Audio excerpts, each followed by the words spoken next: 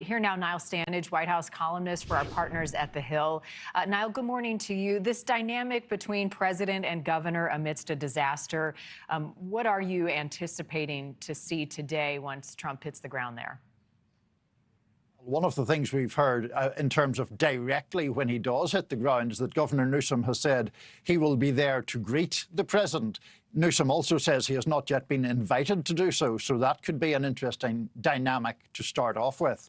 The broader political dynamic, Marnie, I think is affected not only by the past in terms of Newsom and Trump's tensions, but also potentially the future, because obviously Governor Newsom is considered to be a frontline Democratic contender for the 2028 Democratic nomination. President Trump will be, of course, term limited out of office by that point, but I think Trump and Republicans writ large have an interest in trying to muddy up Newsom a bit. Let's talk about FEMA for a moment.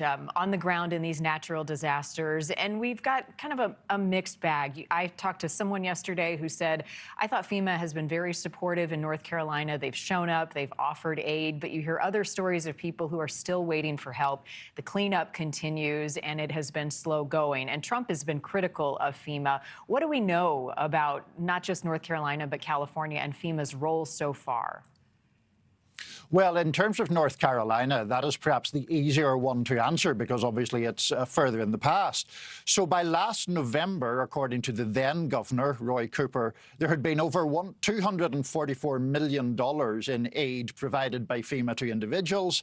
9,000 or more people had been helped with temporary shelter, and there were 2,000 FEMA staff on the ground at that point. It's also worth noting that then candidate Trump said some things that were untrue about FEMA in that respect, suggesting, for example, that the pot of money it uses to house migrant families was depleting the pot of money for disaster relief, which is not true. Those are two separate pots.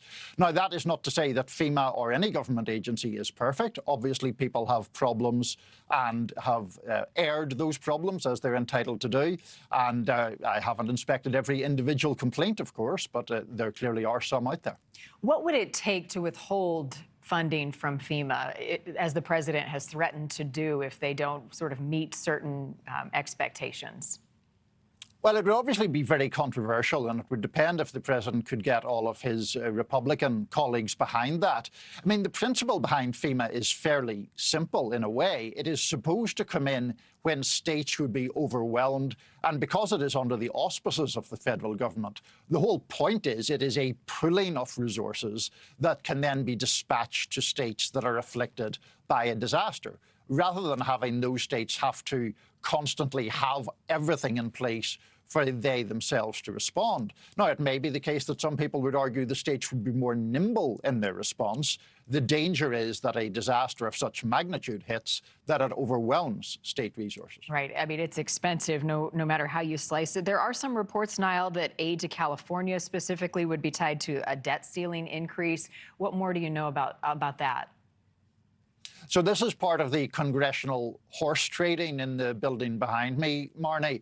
I think the intricacies of that would get very complicated and rather dull, but basically it is about some Republicans contending that they want aid conditioned upon Democrats agreeing to lift the debt ceiling. So they don't want no strings attached aid to California.